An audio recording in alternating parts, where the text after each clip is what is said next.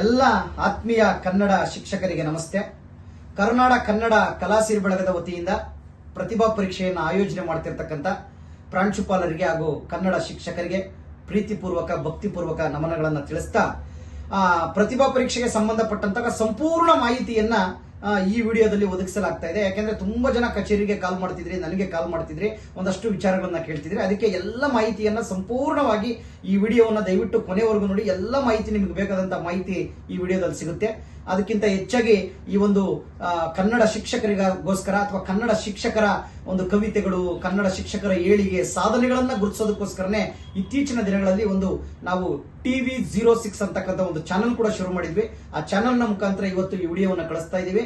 ದಯವಿಟ್ಟು ಪ್ರತಿಯೊಬ್ಬರು ಕೂಡ ಈ ಚಾನಲ್ ಅನ್ನ ಸಬ್ಸ್ಕ್ರೈಬ್ ಮಾಡ್ಕೊಳ್ಳಿ. ಯಾಕೆಂತಂದ್ರೆ ಮುಂದಿನ ಎಲ್ಲ ನಮ್ಮ ಪ್ರತಿಭಾ ಪರೀಕ್ಷೆಗೆ ಸಂಬಂಧಪಟ್ಟಂತಹ ಮಾಹಿತಿಗಳು ಈ ವಿಡಿಯೋದ ಮುಖಾಂತರ ಅಥವಾ ಈ ಚಾನಲ್ ನ ಮುಖಾಂತರ ತಮಗೆ ಸಿಗ್ತವೆ ಅಂತ ಹೇಳೋದಕ್ಕೆ ಇಷ್ಟಪಡ್ತೇನೆ. ಕರ್ನಾಟಕ ಕನ್ನಡ ಪ್ರತಿಭಾ ಪರೀಕ್ಷೆಯನ್ನ ಆಯೋಜನೆ ಮಾಡ್ತಿರ್ತಕ್ಕಂಥ ಎಲ್ಲ ಶಿಕ್ಷಕರಿಗೆ ಸಂಪೂರ್ಣ ಮಾಹಿತಿ ಈಗ ಸಿಗುತ್ತೆ.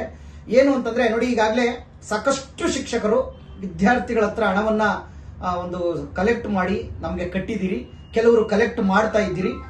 ಈ ರೀತಿಯಾಗಿ ನಡೀತಾ ಇರ್ತಕ್ಕಂಥ ಈ ಒಂದು ಕಾರ್ಯಗಳೇನಿದೆ ಅದಕ್ಕೆ ಸಂಬಂಧಪಟ್ಟಂತ ಮಾಹಿತಿ ಏನು ಅಂತಂದ್ರೆ, ಯಾರು ಹಣವನ್ನ ಇನ್ನೂ ನಮ್ಮ ಸಂಘಕ್ಕೆ ಕಟ್ಟಿಲ್ವೋ ಅಂತವರಿಗೆ ಮೊದಲ ಬಾರಿಗೆ ಮಾಹಿತಿಯನ್ನ ಕೊಡ್ತೇನೆ. ಇಲ್ಲಿ ನಿಮ್ಮ ಬಳಿ ಒಂದು ಪ್ರವೇಶ ಪತ್ರ ಅಂತ ಇರುತ್ತೆ. ಇಲ್ಲಿದೆ ಪ್ರವೇಶ ಪತ್ರ ಅಂತ ಹೇಳಿದೆ. ಇದರಲ್ಲಿ 1ನೇ ತರಗತಿ, 2ನೇ ತರಗತಿ, 3ನೇ ತರಗತಿ ಅಂತೇಳಿ ಮಾಹಿತಿ ಇದೆ. ಯಾರು ದಯವಿಟ್ಟು ಇನ್ನೂ ಕಟ್ಟಿಲ್ವೋ ಅವರು ಪದೇ ಪದೇ ಕರೆ ಮಾಡೋದಕ್ಕಿಂತ ಈ ಒಂದು ಮಾಹಿತಿಯನ್ನ ತಿಳ್ಕೊಳ್ಳಿ.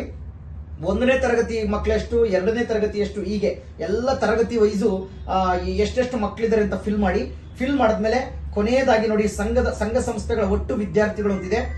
ತಾವು ಈ ಒಂದು ಸಂಘ ಸಂಸ್ಥೆಗಳ ಒಟ್ಟು ವಿದ್ಯಾರ್ಥಿಗಳು ಅನ್ನೋ ಜಾಗದಲ್ಲಿ ವಿದ್ಯಾರ್ಥಿಗಳ ಸಂಖ್ಯೆ ಬರೀರಿ, ಒಟ್ಟು ಶುಲ್ಕ ಅನ್ನೋ ಜಾಗದಲ್ಲಿ ಒಟ್ಟು ಅಮೌಂಟ್ ಎಷ್ಟು ಅಂತ ತಾವು ಬರೀಬೇಕಾಗುತ್ತೆ. ಅನಂತರ ಇಲ್ಲಿ ನೋಡಿ, ಶಾಲಾ ಕಾಲೇಜಿನ ಮಾಹಿತಿ ಕೇಳಿದ್ದಾರೆ. ಇಲ್ಲಿ ಒಂದು ನಿಮ್ಮ ಶಾಲೆಯ ಸಂಪೂರ್ಣ ವಿಳಾಸ, ಅದ್ರ ಜೊತೆಗೆ ಕನ್ನಡ ಮುಖ್ಯಸ್ಥರ ಹೆಸರು, ಮಾಹಿತಿಯನ್ನ ಮತ್ತೆ ಕಡ್ಡಾಯವಾಗಿ 2 ಫೋನ್ ನಂಬರ್ ಅನ್ನು ಹಾಕಿ ನಮಗೆ ಕಳಿಸಬೇಕಾಗುತ್ತೆ. ಮತ್ತೆ ಹಿಂಭಾಗದಲ್ಲಿ ಇಲ್ಲಿ ಸಂಪೂರ್ಣ ಶಾಲೆಯ ಅಡ್ರೆಸ್ ಅನ್ನ ಬರೀಬೇಕಾಗುತ್ತೆ. ಯಾಕಂದ್ರೆ ನಾವು ಕೊರಿಯರ್ ನ ಮುಖಾಂತರ ತಮಗೆ ಮತ್ತೆ ಪ್ರಶ್ನೆ ಪತ್ರಿಕೆಗಳನ್ನೆಲ್ಲ ಕಳಿಸ್ಕೊಡ್ತೇವೆ. ನಂತರ ಹಣವನ್ನ ಹೇಗೆ ಕಟ್ಟಬೇಕು ಅಂತ ಸಾಕಷ್ಟು ಶಿಕ್ಷಕರು ಕೇಳ್ತಿದ್ರಿ. ಆತ್ಮೀಯ ಶಿಕ್ಷಕರು, ಇಲ್ಲೊಂದು ಸ್ಕ್ಯಾನರ್ ಇದೆ, ಇಲ್ಲಿ ಅಕೌಂಟ್ ಡೀಟೇಲ್ಸ್ ಇದೆ ಸಂಘದ್ದು. ತಾವು ಈ ಒಂದು ಸ್ಕ್ಯಾನ್ ಮಾಡಿದ್ರೆ, ತಮ್ಮ ಫೋನಿಂದ ಇದಕ್ಕೆ ಸ್ಕ್ಯಾನ್ ಮಾಡಿದ್ರೆ ನೀವು ಎಷ್ಟು ಹಣವನ್ನ ಕಟ್ಟಬೇಕು ಅಷ್ಟು ಹಣವನ್ನ ಈ ಒಂದು ಸ್ಕ್ಯಾನರ್ ಮುಖಾಂತರ ಈ ಅಕೌಂಟ್ಗೆ ಸಂದಾಯ ಮಾಡಬಹುದು. ಮಾಡಿದ ತಕ್ಷಣ ತಾವು ಮಾಡಬೇಕಾಗಿರೋ ಕೆಲಸ ಇಷ್ಟೇ. ನಮಗೆ ಒಂದು ಕರೆ ಮಾಡಿ ತಿಳಿಸಿದ್ರೆ ತಮಗೊಂದು ರಿಸಿಪ್ಟ್ ಅನ್ನು ಕೂಡ ನಾವು ಕಳಿಸ್ಕೊಡ್ತೇವೆ. ಜೊತೆಗೆ ಇಲ್ಲಿ ಏನು ತರಗತಿ ವೈಸು ನೀವು ಬರೆದಿರ್ತೀರಿ ಒಟ್ಟು ಸಂಖ್ಯೆ, ಆ ಸಂಖ್ಯೆಗೆ ಅನುಗುಣವಾಗಿ ನಾವು ಪ್ರಶ್ನೆ ಪತ್ರಿಕೆಗಳನ್ನು ಕೂಡ ತಮ್ಮ ಶಾಲಾ ಕಾಲೇಜಿಗೆ ಕೊರಿಯರ್ ಮುಖಾಂತರ ಕಳಿಸ್ಕೊಡ್ತೇವೆ. ಇದು ಮಾಹಿತಿ. ನಂತರ ನಾವು ನಿಮ್ಗೆ ಈಗಾಗಲೇ ಸಾಕಷ್ಟು ಜನ ಶಿಕ್ಷಕರು ಹಣವನ್ನ ಕಟ್ಟಿದ್ದೀರಿ. ಸುಮಾರು 50ಕ್ಕೂ ಹೆಚ್ಚು ಜನರಿಗೆ ಈಗಾಗಲೇ ಪ್ರಶ್ನೆ ಪತ್ರಿಕೆಗಳು ಹೋಗಿದೆ, ಸಾಕಷ್ಟು ಜನರಿಗೆ ತಲುಪಿದೆ ಕೂಡ. ಕೆಲವರಿಗೆ ಎಕ್ಸಾಮ್ ಹೇಗ್ ಮಾಡಬೇಕು, ಯಾವ ರೀತಿಯಾಗಿ ಮಕ್ಕಳ ಒಂದು ಮಾಹಿತಿಯನ್ನ ಕಲೆಕ್ಟ್ ಮಾಡಬೇಕು ಅನ್ನೋದು ಗೊಂದಲ ಇದೆ. ಅಂತವ್ರಿಗೆ, ಯಾರಿಗೆ ಈಗಾಗಲೇ ಹಣವನ್ನ ಕಟ್ಟಿದ್ದೀರಿ, ಪ್ರಶ್ನೆ ಪತ್ರಿಕೆಗಳು ತಲುಪಿದೆ ಅಂತವ್ರು ಕರೆಕ್ಟ್ ಆಗಿ ನೋಡ್ಕೊಳ್ಳಿ. ಇಲ್ಲಿ ನಿಮ್ಮ ಹತ್ರ ಒಂದು ನಾವೇನು ಪ್ರಶ್ನೆ ಪತ್ರಿಕೆಗಳನ್ನ ಕಳಿಸ್ತೀವಿ, ಅದರ ಜೊತೆಯಲ್ಲಿ ನಾವು ಈ ಒಂದು ಹಾಜರಾತಿ ಶೀಟ್ ಅನ್ನ ಕೂಡ ಕಳಿಸಿರ್ತೇವೆ. ತಾವು ಈ ಹಾಜರಾತಿ ಶೀಟ್ ಅಲ್ಲಿ ನೋಡಿ, ಕ್ರಮ ಸಂಖ್ಯೆ ಅಂತ ಇರುತ್ತೆ. ನೀವು ಕ್ರಮ ಸಂಖ್ಯೆಯನ್ನ ಹೇಗೆ ಬೇಕಾದ್ರೂ ಕೊಡಬಹುದು ಮಕ್ಕಳಿಗೆ.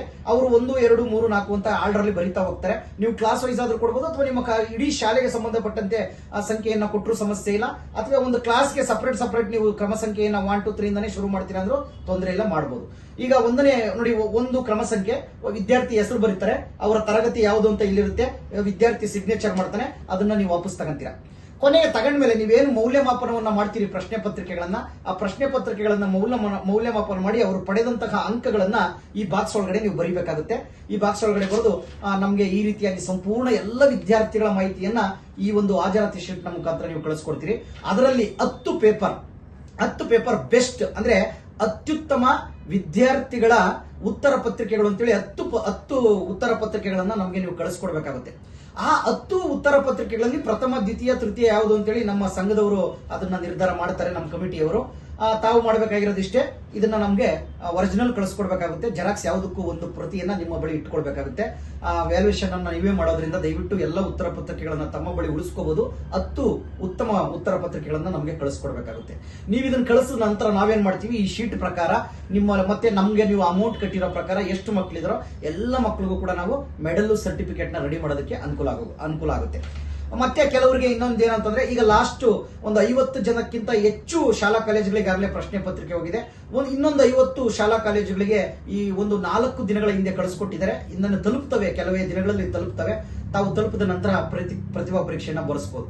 ಮತ್ತೆ ಇನ್ನೊಂದು ವಿಶೇಷವಾಗಿ ಏನಂದ್ರೆ, ಸಾಕಷ್ಟು ಕನ್ನಡ ಶಿಕ್ಷಕರು ನನಗೆ ಒಂದು ಫೋನ್ ಮಾಡಿ ಕೇಳ್ತಿದ್ರಿ, ಸರ್ ನಾವು ನಿಮ್ಗೆ ಹಣವನ್ನ ಕಟ್ಬಿಟ್ಟಿದ್ದೇವೆ, ಆದ್ರೆ ವಿದ್ಯಾರ್ಥಿಗಳು ಇನ್ನೂ ಬರಿಬೇಕು ಅಂತಿದ್ದಾರೆ, ನಾವು ಕಲೆಕ್ಟ್ ಮಾಡಬಹುದಾ, ಮತ್ತೆ ತಗೋಬಹುದಾ, ಅದಕ್ಕೆ ಅವಕಾಶ ಇದೆಯಾ ಅಂತ ಕೇಳ್ತಿದ್ರೆ, ಖಂಡಿತವಾಗ್ಲೂ ಅವಕಾಶ ಇದೆ. ಯಾಕೆಂದ್ರೆ ಇದು ವಿದ್ಯಾರ್ಥಿಗಳಿಗೋಸ್ಕರ, ಕನ್ನಡ ಭಾಷೆಗೋಸ್ಕರ ಮಾಡ್ತಿರೋದ್ರಿಂದ ಎಲ್ಲ ಮಕ್ಕಳಿಗೂ ಅವಕಾಶ ಸಿಗಬೇಕು.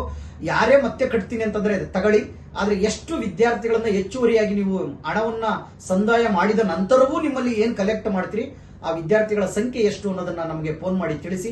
ಆ ವಿದ್ಯಾರ್ಥಿಗಳ ಹಣವನ್ನ ಸಂಘಕ್ಕೆ ಕಟ್ಟಿದ ನಂತರ ಕೇಳಿದ್ರೆ, ನೀವು ಮತ್ತೊಂದು ರಸೀದಿ ಹಾಕಿರ್ತೀವಲ್ಲ ನಿಮ್ಗೆ, ಅದೇ ರಸೀದಿಯಲ್ಲಿ ಈ ಮಕ್ಕಳನ್ನ ನಾವು ಆಡ್ ಮಾಡ್ತೇವೆ.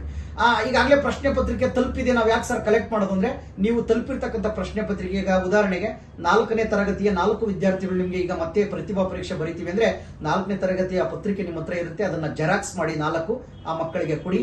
ಆ ಮಕ್ಕಳಿಗೆ ನಮಗೆ ಮಾಹಿತಿ ಕೊಟ್ಟರೆ ನಾವು ಅವ್ರಿಗೂ ಕೂಡ ಸರ್ಟಿಫಿಕೇಟ್, ಮೆಡಲ್ ಎಲ್ಲ ರೆಡಿ ಮಾಡ್ತೀವಿ. ಇದು ನಮ್ಮ ಪ್ರತಿಭಾ ಪರೀಕ್ಷೆಯ ವಿವರ. ಮತ್ತೊಂದು ಮಾಹಿತಿ, ಈಗಾಗಲೇ ಕೆಲವು ಶಿಕ್ಷಕರು ಮಾತ್ರ, ಒಂದು 5-6 ಶಾಲೆಯವರನ್ನ ಬಿಟ್ರೆ ಬೇರೆ ಯಾವ ಶಾಲೆಯವರು ನಮಗೆ ಫೋಟೋಗಳನ್ನ ಕಳಿಸಿಲ್ಲ. ಆತ್ಮೀಯ ಶಿಕ್ಷಕರೇ, ಇದು ಸರಿಯಾಗಿ ಕೇಳಿಸ್ಕೊಳ್ಳಿ. ಒಂದು ಶಾಲೆಯಲ್ಲಿ 3 ಜನ ಇರಲಿ, 2 ಇರಲಿ, 4 ಜನ ಇರಲಿ, ಕನ್ನಡ ಶಿಕ್ಷಕರು, ಎಲ್ಲಾ ಕನ್ನಡ ಶಿಕ್ಷಕರ ಫೋಟೋ ಮತ್ತು ಫೋಟೋ ಕೆಳಗಡೆ ಅವರ ಹೆಸರು, ಅವರ ಒಂದು ಹುದ್ದೆ ಮತ್ತೆ ಆ ಶಾಲೆಯ ಹೆಸರು, ಇಷ್ಟನ್ನ ತಾವು ಕಳಿಸ್ಬೇಕಾಗುತ್ತೆ. ಯಾರು ಫೋಟೋಗಳನ್ನ ಕಳಿಸ್ತಾರೆ ಅಂತವ್ರದ್ದು ಈ ವರ್ಷ ಬಹಳ ವಿಶೇಷವಾಗಿ ಕನ್ನಡ ಶಿಕ್ಷಕರಿಗೆ 2026ನೇ ಸಾಲಿನ ಅತ್ಯುತ್ತಮ 2026ನೇ ಸಾಲಿನ ರಾಷ್ಟ್ರೀಯ ಕುವೆಂಪು ಸದ್ಭಾವನಾ ಪ್ರಶಸ್ತಿ ಅಂತಕ್ಕಂಥದ್ದು ನಾವು ಈ ಸಲ ಕನ್ನಡ ಶಿಕ್ಷಕರಿಗೆ ಕೊಡ್ತಾ ಇರತಕ್ಕಂಥದ್ದು. ಎಲ್ಲ ಶಿಕ್ಷಕರಿಗೂ ಕೂಡ ಕೊಡ್ತಾ ಇರೋದ್ರಿಂದ ತಾವು ತಮ್ಮ ಶಾಲೆಯ ಕನ್ನಡ ಶಿಕ್ಷಕರ ಮಾಹಿತಿಯನ್ನು ನಮಗೆ ವಾಟ್ಸ್ಆಪ್ ಅಲ್ಲಿ ಕಳಿಸ್ಕೊಡ್ಬೇಕಾಗುತ್ತೆ. ಕಳಿಸ್ಕೊಟ್ಮೇಲೆ ಆ ಮಾಹಿತಿಯನ್ನು ಕೂಡ ಫೋನ್ ಮಾಡಿ ತಿಳಿಸಬೇಕಾಗುತ್ತೆ. ಇದು ನಂತರ ಪ್ರಾಂಶುಪಾಲರ ಫೋಟೋ ತುಂಬಾ ಜನ ಕಳಿಸಿಲ್ಲ, ಇನ್ನ ಯಾರು ಕೂಡ, ಒಂದು 5-6 ಜನ ಬಿಟ್ರೆ. ಪ್ರಾಂಶುಪಾಲರ ಫೋಟೋ, ಅದ್ರ ಕೆಳಗಡೆ ಅವರ ಹೆಸರು ಮತ್ತೆ ಅವರ ಹುದ್ದೆ ಮತ್ತೆ ಅದ್ರ ಕೆಳಗಡೆ ಆ ಶಾಲೆಯ ಹೆಸರನ್ನ ತಾವು ಕಳಿಸ್ಕೊಡ್ಬೇಕಾಗುತ್ತೆ. ಆಗ ಪ್ರಾಂಶುಪಾಲರಿಗೂ ಕೂಡ ನಾವು ಪ್ರಶಸ್ತಿಯನ್ನ ಸಿದ್ಧಪಡಿಸೋದಕ್ಕೆ ಸಾಧ್ಯವಾಗುತ್ತೆ. ಮತ್ತೆ ಈಗಾಗಲೇ ನಾನು ಹೇಳಿರೋ ಹಾಗೆ 100 ವಿದ್ಯಾರ್ಥಿಗಳಿಗಿಂತ ಹೆಚ್ಚು ವಿದ್ಯಾರ್ಥಿಗಳು ನಿಮ್ಮಲ್ಲಿ ಪ್ರತಿಭಾ ಪರೀಕ್ಷೆಯನ್ನ ಬರೆದಿದ್ರೆ ಅವರಿಗೆ ಜಿಲ್ಲಾ ಮಟ್ಟದ ಅತ್ಯುತ್ತಮ ಶಾಲೆ ಅಥವಾ ಅತ್ಯುತ್ತಮ ಕಾಲೇಜು ಅಂತಕ್ಕಂಥ ಟ್ರೋಫಿ ಬರುತ್ತೆ.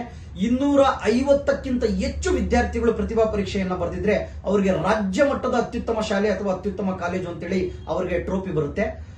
100ಕ್ಕಿಂತ ಒಳಗಡೆ ಬರೆದಿರ್ತಕ್ಕಂಥವ್ರು ಏನಿದ್ದಾರೆ ಅವರಿಗೆ ತಾಲೂಕು ಮಟ್ಟದ ಅತ್ಯುತ್ತಮ ಶಾಲೆ ಅಂತೇಳಿ ಟ್ರೋಫಿ ಬರುತ್ತೆ. ಈಗ ನೀವು ಮಾಡಬೇಕಾಗಿರೋದಿಷ್ಟೇ, 250 ಮಕ್ಕಳು ಹೆಚ್ಚಾಗಿ ಬರೆದಿದ್ರೆ ಅಂತವರು 10 ಉತ್ತಮ ಉತ್ತರ ಪತ್ರಿಕೆಗಳನ್ನ ಕಳಿಸಬೇಕಾಗುತ್ತೆ.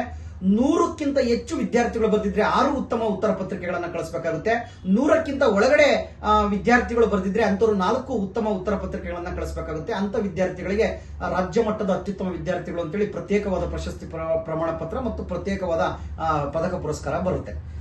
ಈ ರೀತಿಯಾಗಿ ಸಂಪೂರ್ಣ ಮಾಹಿತಿ ಇದರಲ್ಲಿದೆ. ಇನ್ನೂ ಇದಕ್ಕಿಂತ ಸಂಬಂಧಪಟ್ಟಂತೆ ಹೆಚ್ಚು ಮಾಹಿತಿ ಬೇಕಾದ್ರೂ ಕೂಡ ನಾನು ನಿಮಗೆ ಮಾಹಿತಿಯನ್ನ ಫೋನ್ ಮಾಡಿದ್ರೆ ಕಳಿಸ್ಕೊಡ್ತೇವೆ. ಮತ್ತೆ ಮುಂದಿನ ವಿಡಿಯೋದಲ್ಲಿ ಇನ್ನಷ್ಟು ವಿವರಗಳನ್ನ ತಿಳಿಸ್ಕೊಡ್ತೇನೆ. ಎಲ್ಲದಕ್ಕಿಂತ ಹೆಚ್ಚಾಗಿ ಯಾರು ಪ್ರತಿಭಾ ಪರೀಕ್ಷೆಯನ್ನ ತಮ್ಮ ಶಾಲೆಗಳಲ್ಲಿ ಆಯೋಜನೆ ಮಾಡ್ತಿದ್ರಿ, ದಯವಿಟ್ಟು ಒಂದು ಒಳ್ಳೆ ಚೆನ್ನಾಗಿ ಬರ್ತಕ್ಕಂತ ಒಂದು ಕ್ಯಾಮ್ರಾದಿಂದನೋ ಅಥವಾ ಮೊಬೈಲ್ ಇಂದನೋ ಒಳ್ಳೆಯ ಒಂದು 2-3 ಫೋಟೋಗಳನ್ನ ತೆಗೆದು, ಈಗಾಗಲೇ ನಾನು ಗ್ರೂಪ್ ಮಾಡಿದ್ದೇನೆ. ಪ್ರತಿಭಾ ಪರೀಕ್ಷೆಯನ್ನ ಈಗಾಗಲೇ ನಮಗೆ ಕಟ್ಟಿರ್ತಕ್ಕಂಥದ್ದು ಗ್ರೂಪ್ ಸಿದ್ಧವಾಗಿದೆ. ಆ ಗ್ರೂಪ್ ಒಳಗಡೆ ಒಂದು 3 ಫೋಟೋ, ದಯವಿಟ್ಟು ಜಾಸ್ತಿ ಫೋಟೋಗಳು ಹಾಕ್ಬೇಡಿ, ತುಂಬಾ ಸೊಗಸಾಗಿ ಕಾಣತಕ್ಕಂಥ ಒಂದು 2-3 ಫೋಟೋಗಳನ್ನ ಹಾಕಿದ್ರೆ ಆ ಫೋಟೋಗಳನ್ನ ಮುಂದಿನ ವರ್ಷದಲ್ಲಿ ನಿಮ್ಗೆ ಈಗಾಗಲೇ ಗೊತ್ತಿರಬೇಕು, ನಿಮ್ಗೆ ಬಂದಿರುತ್ತೆ. ಈ ರೀತಿಯ ಒಂದು ಪೋಸ್ಟರ್ ನಲ್ಲಿ ತಮ್ಮ ಶಾಲೆಯ ಫೋಟೋಗಳನ್ನು ಕೂಡ ಹಾಕಿದ್ದೇವೆ. ಮುಂದಿನ ಸಲ ಆ ಫೋಟೋ ಕೆಳಗಡೆ ನಿಮ್ಮ ಶಾಲೆಯ ಹೆಸರು ಕೂಡ ಬರುತ್ತೆ. ಈ ಸಲ ಬರಲಿಲ್ಲ, ಮುಂದಿನ ವರ್ಷ ತಮ್ಮ ಫೋಟೋ ಕೆಳಗಡೆ ನಿಮ್ಮ ಶಾಲೆಯ ಹೆಸರು ಬರುತ್ತೆ, ಕಾಲೇಜಿನ ಹೆಸರು ಬರುತ್ತೆ. ದಯವಿಟ್ಟು ಆ ರೀತಿಯಾಗಿ ಕೊಡಬೇಕಾಗುತ್ತೆ ಎಲ್ಲರೂ ಕೂಡ. ಆಮೇಲೆ ಮತ್ತೊಂದು ವಿಚಾರ ಏನಂತಂದ್ರೆ, ಅಕ್ಟೋಬರ್ ನಿಮ್ಗೆ ಈಗಾಗಲೇ ಯಾರು ಕಲೆಕ್ಟ್ ಮಾಡಿದಿರಿ, ಕಟ್ಟಿದಿರಿ, ಓಕೆ. ಈಗ ಯಾರು ಕಲೆಕ್ಟ್ ಮಾಡ್ತಾ ಇದ್ದೀರಿ ಅಂತವ್ರಿಗೆ ತುಂಬಾ ಜನ ಬರೀತಾ ಇರೋದ್ರಿಂದ ಅವ್ರಿಗೆ ನಾವು ಸೆಪ್ಟೆಂಬರ್ 10ನೇ ತಾರೀಕುವರೆಗೂ ಅವಕಾಶ ಕೊಟ್ಟಿದ್ವಿ.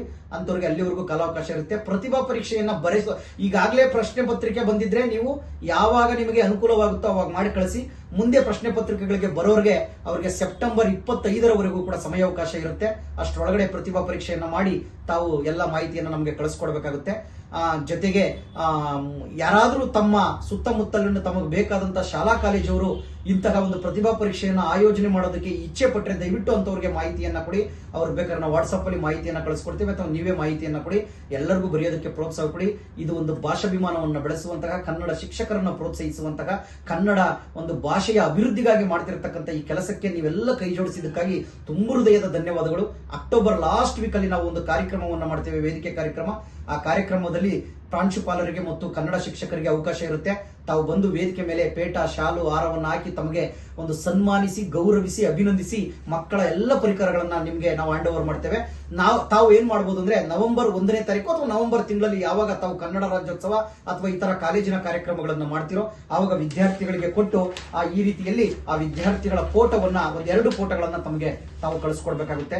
ತುಂಬಾ ಸಲ ಲಾಸ್ಟ್ ಟೈಮು ಮೊಬೈಲ್ಗಳಲ್ಲಿ ಚೆನ್ನಾಗಿ ಇಲ್ದಿರ್ತಕ್ಕಂಥ ಫೋಟೋಗಳನ್ನ ಕಳಿಸಿದ್ದಾರೆ, ಕೆಲವರು ತುಂಬಾ ಚೆನ್ನಾಗಿರೋ ಫೋಟೋ ಕಳಿಸಿದ್ದಾರೆ. ದಯವಿಟ್ಟು ತಮ್ಮ ಶಾಲೆನಲ್ಲಿ ಯಾವ ಫೋನಲ್ಲಿ ತುಂಬಾ ಚೆನ್ನಾಗಿ ಫೋಟೋ ಬರುತ್ತೋ ಅಂತವ್ರು ಕ್ಯಾಮ್ರಾ ಇಸ್ಕೊಂಡು ಫೋಟೋವನ್ನ ತೆಗೆದು ಕಳಿಸ್ಕೊಡಿ. ಎಲ್ರಿಗೂ ಒಳ್ಳೇದಾಗ್ಲಿ. ಕನ್ನಡ ಶಿಕ್ಷಕರು ಕರ್ನಾಟಕ ಕಲಾ ಸಿರಿಬಳಗದ ಜೊತೆ ಕೈ ಜೋಡಿಸಿದ್ದಕ್ಕೆ, ಕನ್ನಡದ ಭಾಷಾಭಿಮಾನವನ್ನ ಬೆಳೆಸೋದಕ್ಕೆ ಕೈ ಜೋಡಿಸಿದ್ದಕ್ಕೆ ಎಲ್ಲರಿಗೂ ಅನಂತ ಹೃದಯಪೂರ್ವಕ ಧನ್ಯವಾದಗಳು. ತಮ್ಮೆಲ್ಲರಿಗೂ ಕೂಡ ತಾಯಿ ಭುವನೇಶ್ವರಿ ಸುಖ, ಸಂತೋಷ, ನೆಮ್ಮದಿ, ಆರೋಗ್ಯವನ್ನ ಕೊಟ್ಟು ಕಾಪಾಡಲಿ ಅಂತೇಳಿ ಆ ತಾಯಿ ಭುವನೇಶ್ವರಿಯಲ್ಲಿ ನಾನು ಬೇಡ್ಕೊಳ್ತೇನೆ. ನಮಸ್ತೆ.